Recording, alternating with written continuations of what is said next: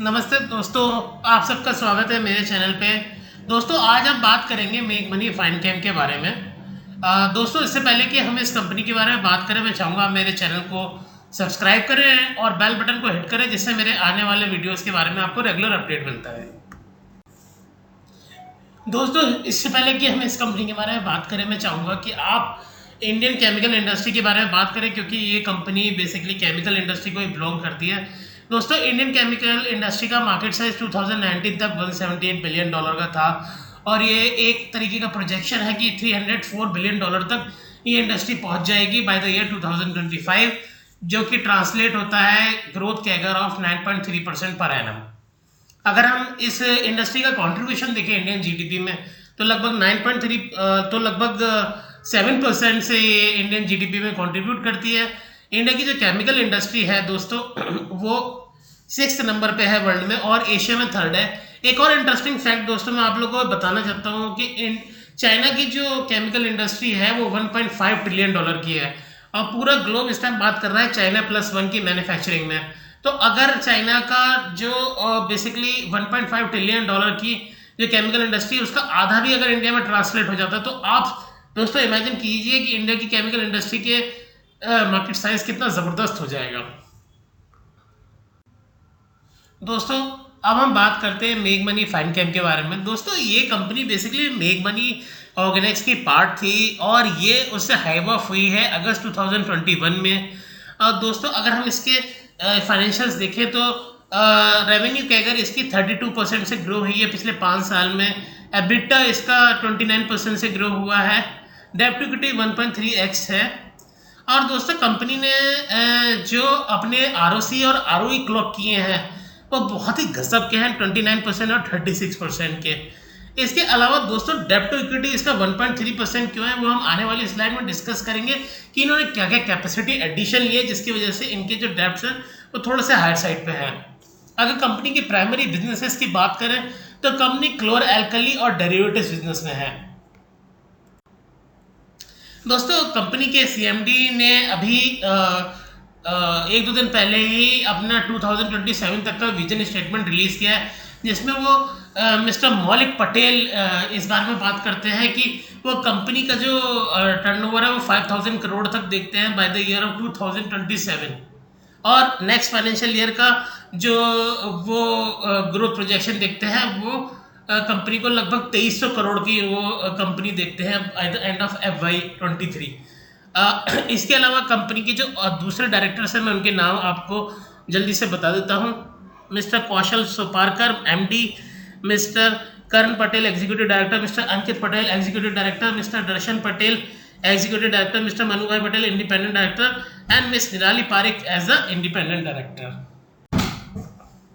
दोस्तों अगर हम कंपनी के क्वार्टरली रिजल्ट की बात करें तो आप देख सकते हैं कि कंपनी के जो क्वार्टरली रिजल्ट्स हैं वो ऑलमोस्ट डबल हो रहे हैं पिछले 4 क्वार्टर से, और ये ग्रोथ का सिलसिला जो मार्च 21 से शुरू हुआ है वो अभी तक बरकरार है। हर क्वार्टर में कंपनी अपनी सेल्स को प्रीवियस क्वार्टर से ऑलमोस्ट डबल करती जा रही है, और जो उनके ऑपरेटिंग मार्जिन 25% पे थे मार्च 20 में, वो अभी 35% तक हो चुके हैं, और EPS में भी बहुत ही ज़बरदस्त ग्रोथ है। कंपनी ने अपनी हिस्ट्री की हाईएस्ट EPS क्लॉक करी है इसी मार्च 22 क्वार्टर में, लगभग 24 रुपीज़ की EPS कंपनी ने क्लॉक की है। और दोस्तों एक चीज़ जो बहुत डिफ्रेंशिएट कर देती है इस कंपनियों को बाकी कंपनी से, कि इस कंपनी में इन पर्टिकुलर ये कंपनी अपने मार्जिन्स को बचा पाने में कामयाब रही है।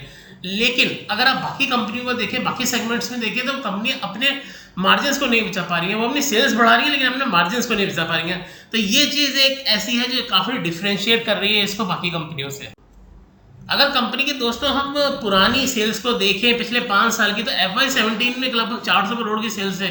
ये कंपनी लगभग 1550 करोड़ की सेल ऑलरेडी क्लॉक कर चुकी है, यानी लगभग 4 गुना सेल ऑलरेडी हो चुकी है, और by the year of 2027 company 5000 crore की बात कर रही है। तो बहुत ही, मैं समझता हूँ दोस्तों अगर ऐसा हो जाता है तो काफ़ी ड्रीम रन होगा इस कंपनी के लिए, क्योंकि ये अपनी सेल को by the year of 2027 FY17 से 10 टाइम से भी ज़्यादा क्लॉक कर चुकी होगी, जो कि बहुत ही बड़ा अचीवमेंट होगा दोस्तों। अगर हम कंपनी का रेवेन्यू ब्रेकअप देखें तो जैसा मैंने आपको बोला कि लगभग 2 बिजनेस प्राइमरी बिजनेस हैं। एक तो इनका क्लोर एल्कली बिजनेस यानी एक तो आपका हाइड्रो पैरोक्साइड हो गया, और इसके अलावा कास्टिक सोडा बिजनेस हो गया।